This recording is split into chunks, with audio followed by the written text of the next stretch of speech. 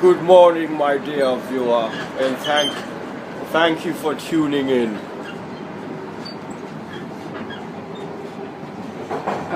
A metal tube filled with residents, disheveled and ruffled, forced to bear the onslaught of a winter malice that is unleashed upon our fair city of Toronto.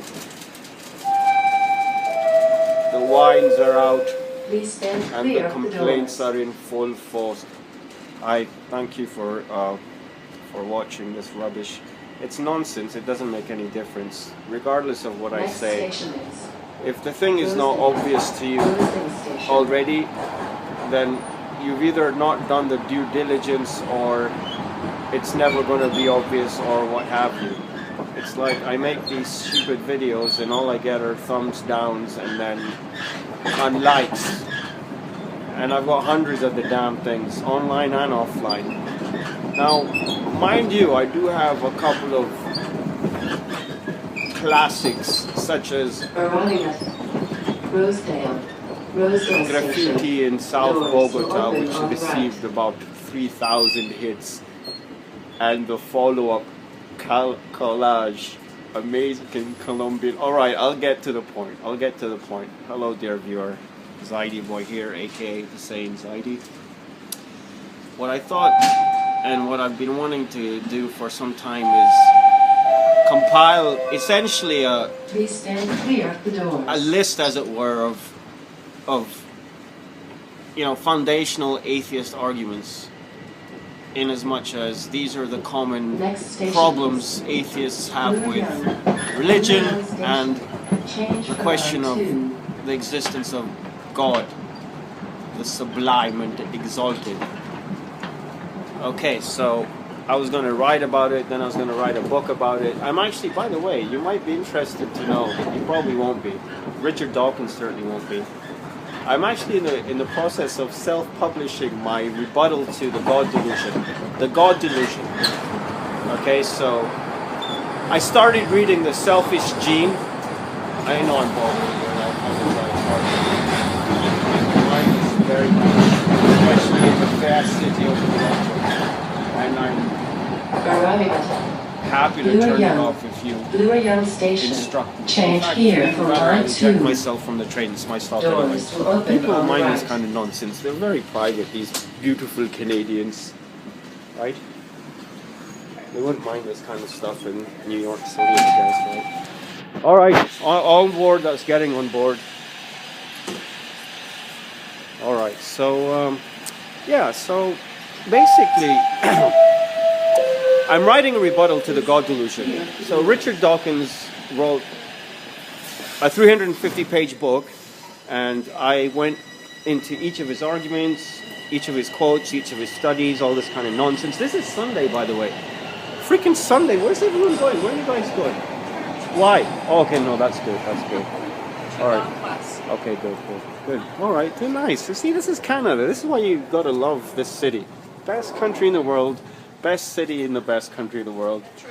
Beautiful people. Thank you. God bless you, ma'am. So, as I was saying, the No God Delusion will be on available via Amazon or whatnot shortly. And by the way, I'm serious about this. Just message me and I'll send you a copy. Honestly, or I'll put you on a list or something. Boo. So, so I went into all of his stuff and I wrote 2 pages for each one of his pages. Bless you, sir. And may the Lord be with you, as he is. Kama huwa ahluhu.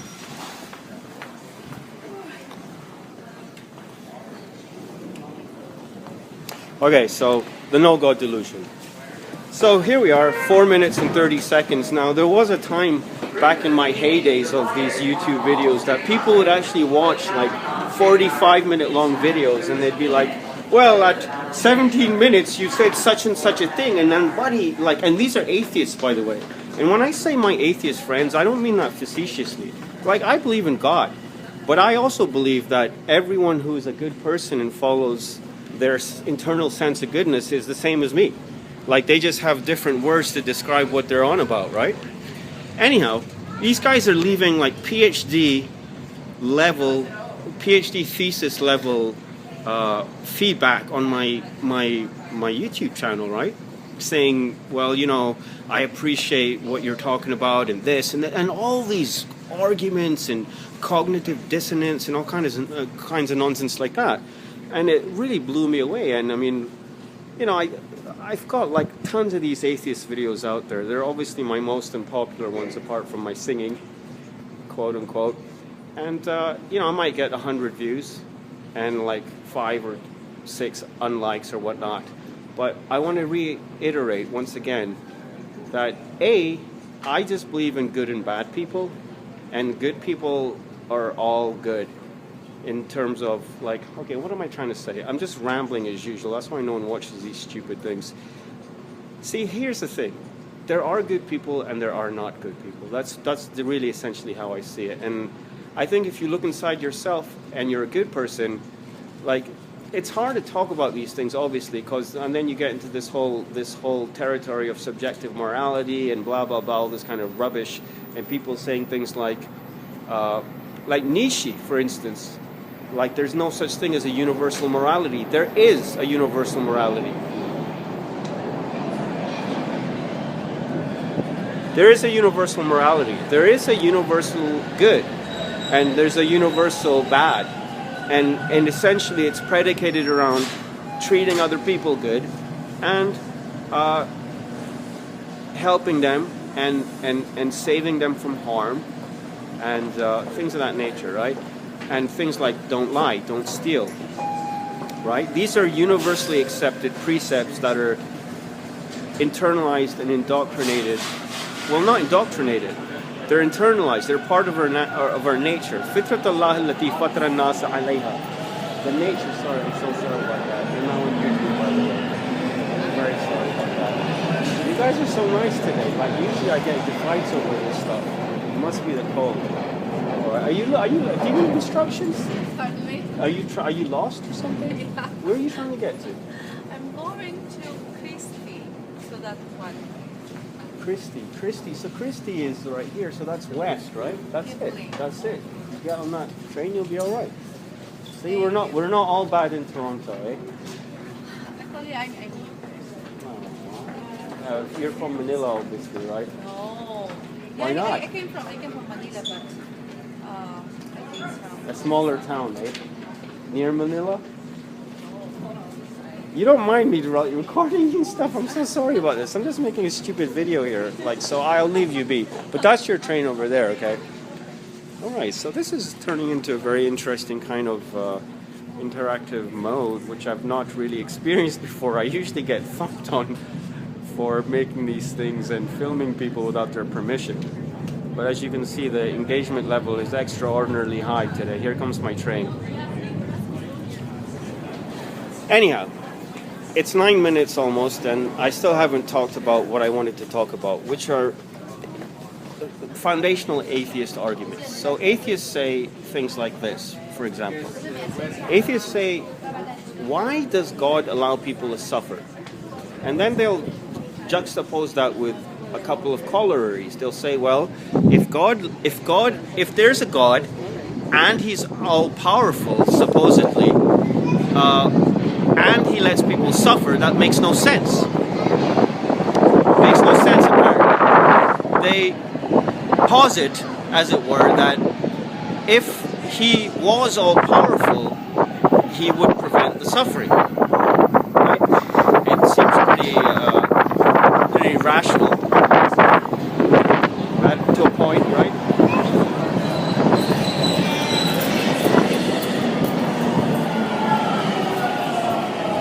So either God doesn't have the power to prevent a child starving in Africa or dying from cancer, or he doesn't want to. In which case he's either powerless or evil. This is a famous atheist argument. Then you've got something like this. First of all, let's just sidestep the question of how is it possible for God to answer 6 billion prayers at once, right?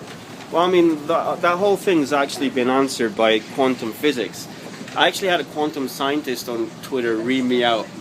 I was throwing around the word with hashtags, and he's like, well, unlike some of the fools on this thread, some of us actually know what it means. Quantum essentially just means a packet of energy. It's one of these weird things where energy, like everything is reduced to energy, and energy exists in quanta, in packets. There's all these weird things. I mean, the thing is this. There's stuff out there that's going on in the universe that we know about that is simply beyond, like, to call it chance is impossible. There's something out there called the universe. Oh shit, I might be going the wrong way. I hope not. I think I am. I may be actually going the wrong way. Universal constant. Universal constant. And you can see videos of Richard Dawkins talking about the universal constant. 10 to the power 137, something like this. It's like bigger than Google, the number of Google. Google is a 1 with 100 zeros. Universal constant is something like this. It's one of these. There are universal constants out there, and then there's this exceptional one, which basically what they show is that the universe essentially is so fine-tuned that if any of these things was off by a fraction of a fraction of a fraction of a fraction of a fraction of some kind of a fraction of a little fraction of anything, things like the distance between the Earth and the Sun, or wavelengths and radio waves and all this kind of stuff. If any of these things had been off by just a fraction, then the universe as we know it could not exist, and certainly not life. Anyway, I'm rambling as usual. So, quantum physics has shown us that a particle can exist in two places as one. Two places at once. Obviously, that opens the door to an atom or a particle or a particulate matter or whatever the heck you want to call it. Scientists and atheists, especially the scientific atheists, they love material atheists. They just love all the fancy terms and you know, the cognitive dissonance kind of stuff. I'll be talking about something and I'll ask a simple question like, where did everything come from? Can life come from no life? Can things come from nowhere? How does a self-ordered universe just suddenly arise out of nowhere? Or has it been around forever? And then they'll come out with, oh, well, that's the straw man argument. Or that contravenes Occam's razor. Or that's arguing from futility or stupid rubbish. Listen, I'm a truth seeker with a good heart. That's who I am. I'm assuming you're a truth seeker with a good heart. What is out there is inconceivable. Can we agree on that at least? Okay, so Occam's razor, next train is coming in 3 minutes. Undue silence. A lone figure at a distance down the platform, worrying for her life as we speak. And then these great Scotty's Tissues ads. I'm an advertising man at heart. So there was a great one of these ads where like they have them crying, right? It says like over there, it says broken heart. And on the other side, it says broken phone. So there was one that says Hillary wins. And then on the other side, it says Donald wins. Hillary wins. All right, it's not funny, is it? Because he actually did win. That's a totally different subject. I'm finding I'm actually liking the man more and more, basically. Anyhow, okay. An atom can be in many places at once, therefore God can be in many places at once, can answer prayers and all these things. I mean, this is the thing. God is great. As people advance with their questions, and as supposed science advances, science is simply, oh God. I mean, science itself is a proof of God. Like, where did all these laws come from? And then Richard Dawkins, obviously, the famous watchmaker doesn't prove, a watch doesn't prove there's a watchmaker argument. And it's like, okay, let me just go on with the line of thought. It's 15 minutes and nobody's watching this and it doesn't really matter. Things like this. Okay, I don't believe in God, just like I don't believe in golden pixies and golden fairies and unicorns. Or how about this? I don't believe in God, just like I don't believe in the 8-headed spaghetti monster. Or I don't believe in God, just like I don't believe, this is like Douglas Adams, the Hitchhiker's Guide to the Galaxy, I think it's called. Hitchhiker's Guide to the Universe, or the Galaxy, I believe it's the Galaxy. You know, he's a phenomenal fellow. It's a fantastic book. It's not even a bad movie. Sam Rockwell kind of rocks in it, right? And they've got some great CGI effects, and it's great. It's a great movie. I didn't mind it at all. I mean, could it have been better? I don't even know if it could have been, to be honest. Smile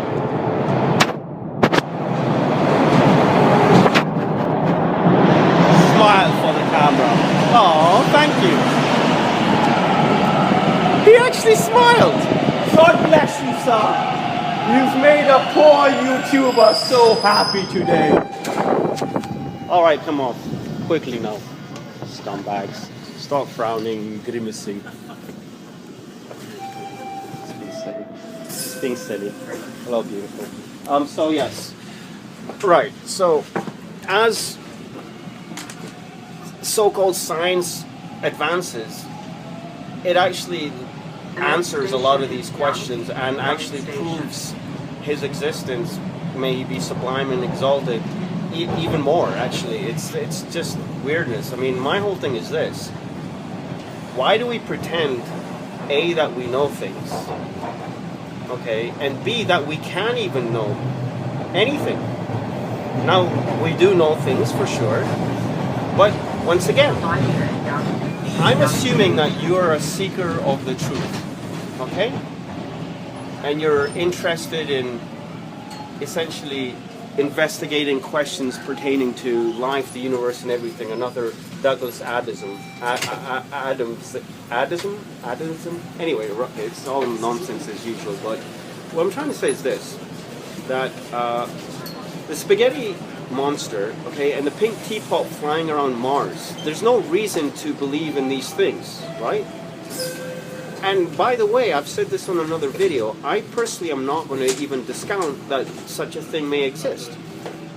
You cannot say there is not a pink teapot orbiting around Mars. And if you've actually scoped all that out with satellites, then someone will just step in quite conveniently and say it's invisible.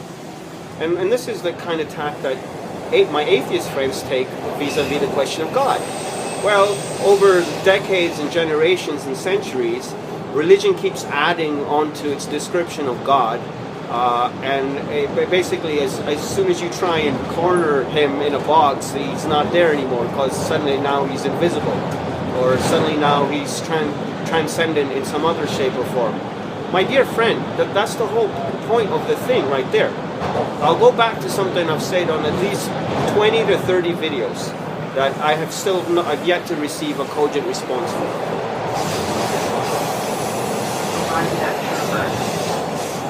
The properties that govern the universe at large, and rather, let's put it as simply as we can. A system cannot explain itself.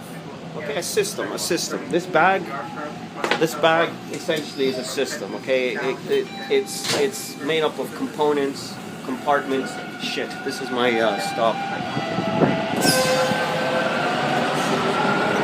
All right. Thank you for doing such a valuable service for humanity. High five, brother. He waved. All right.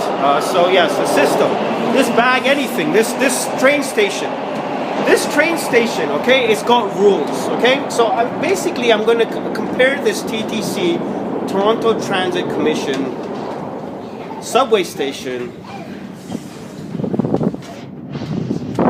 with like the universe. I'll try and make some kind of analogy. It might stick, it may not.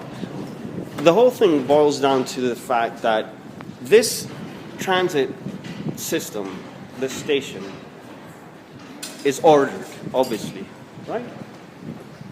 There are certain governing principles pretty much associated with everything that goes on in here, within the station. Now,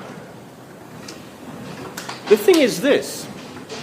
In the station, for example, there's fare rules, there's time rules, the train's coming here, the train's going there, there's direction, there's the TTC personnel, etc., etc. But if you ask the question, and all those rules pertain to whatever is going on inside the system, but if you ask the question, where did this whole station come from? The answer to that question must be gained from outside of the station. So when we come outside, and obviously walk like 3 kilometers down Sherborne and maybe another couple of clicks over to Bay Street or whatever, City Hall is down there. City Hall is the reason that this station exists, Sherborne Station. That's Bloor and Sherborne. We're basically on our way, as it were, to visit my beautiful baby and the precious dog, Katerina, or Catty. It's Catty, really. And I'm going to show up and then I'm going to like peek through the mailbox and I'm going to bark and she's going to lose it, eh? Because I haven't seen her for like a week. Anyhow, so similarly the universe. The universe is a system comprised of phenomenon governed by laws. Let's just leave it like that. These laws are comprehensive and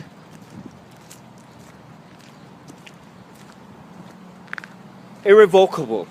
These laws govern everything. And by the way, these laws also govern social aspects. This is the whole thing right here. Like, for example, should I lie? Or should I not lie? Now, there's a valid question that can be asked, which is that, you know, in the natural order of things, is that question answered by referring to a natural order?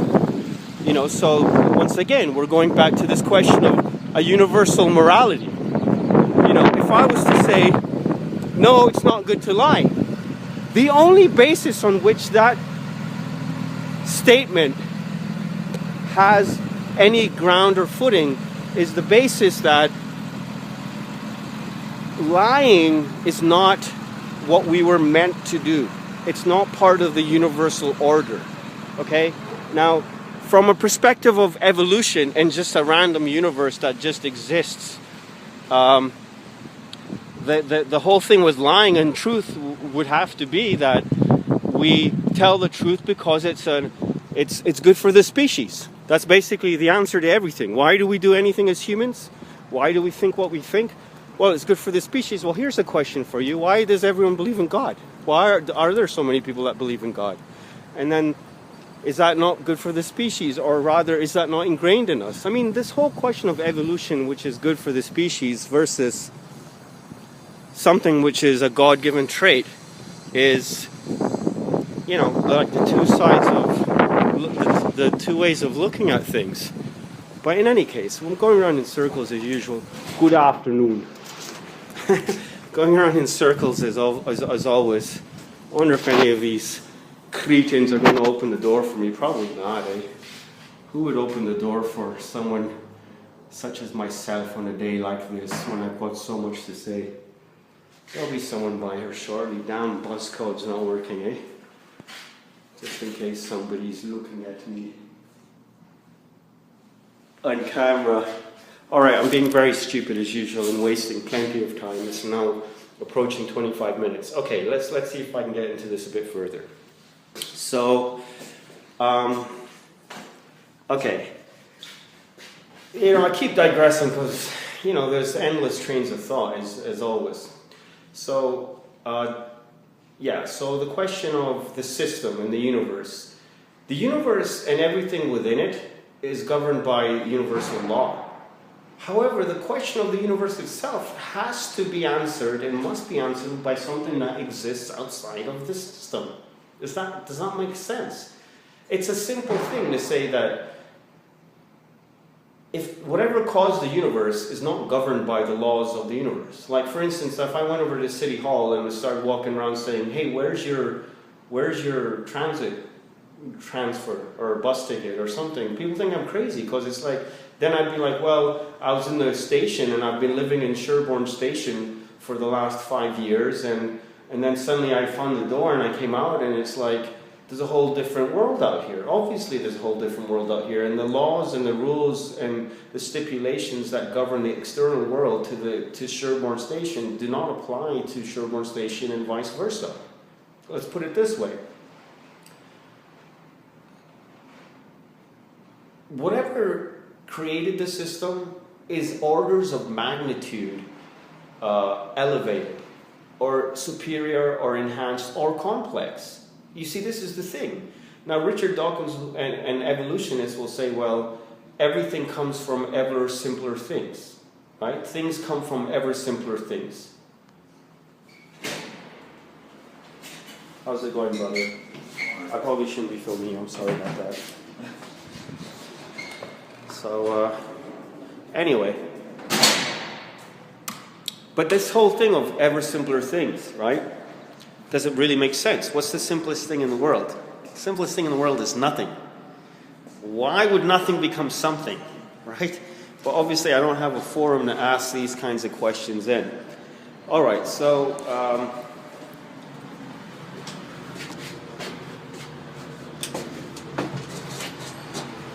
okay, that's it. I'm done. Why does God not answer prayers? He does. Why does He allow suffering to exist? To train us, make us grow stronger, and because He wants us to deal with the suffering, and because suffering is the most empowering thing, and all these kinds of... There's a whole philosophy of suffering. But what would you know about that from a materialistic perspective, where things are just meant to be great, and the question becomes, why are they not great? Well, the real question is, why are you not great? Why am I not great? Right? Why do we go against what we know to be correct? Call it evolution, call it God-given principles. Like a person who stands up and argues against honesty and says, well, no, I'll lie because I feel like lying. He's a bad person. That's all there is to it. Anyway, the last thing I'm going to touch upon is the question of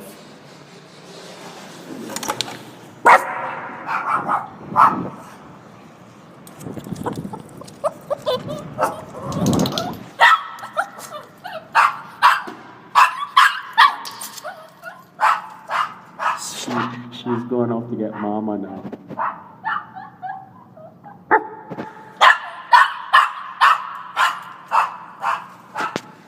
Mama was meant to be ready and waiting at one point, and then we changed plans again, and now she's going off to church, all kinds of stuff. I don't even know what's going on today. I just work 14-hour shift at my security job. I'm a proud security officer. Oh God, I probably shouldn't show you my company logo and stuff because I'll get fired again. Anyhow, so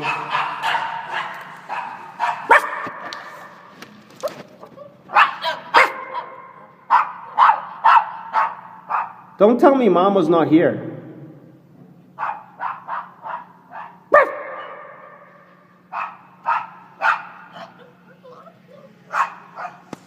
Okay, I'll leave her to her business. Mama better be here, seriously. I'm only here because of Mama, right? Because I need to record her. She's doing a play at her church today, right? So, yeah, so here's the thing. Here's one of the big ones and the last one, and I'll try and cut it off at half an hour. Atheists rightly say, this is the thing, it's why I love them, because they're so intelligent and everything they say is correct, because it's based on reason. It's the most... like rational non-group of people are atheists, and the most concerted effort at approaching the truth could be atheism. It could be, for sure. But here's the thing, there are answers. There's enough light for one who wants to see. Here's a big one.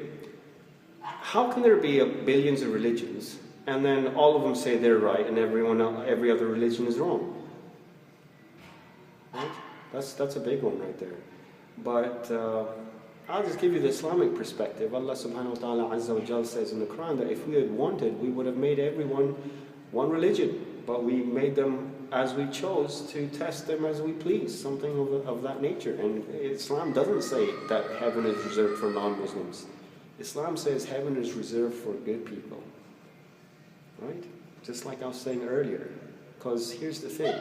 You may not believe in God, but you do have to believe in good. And they're the same thing. Comments appreciated. Watch out for my book. And I'm going to have a Udemy course out soon, too. So I might as well tell you about that as well. Over and out.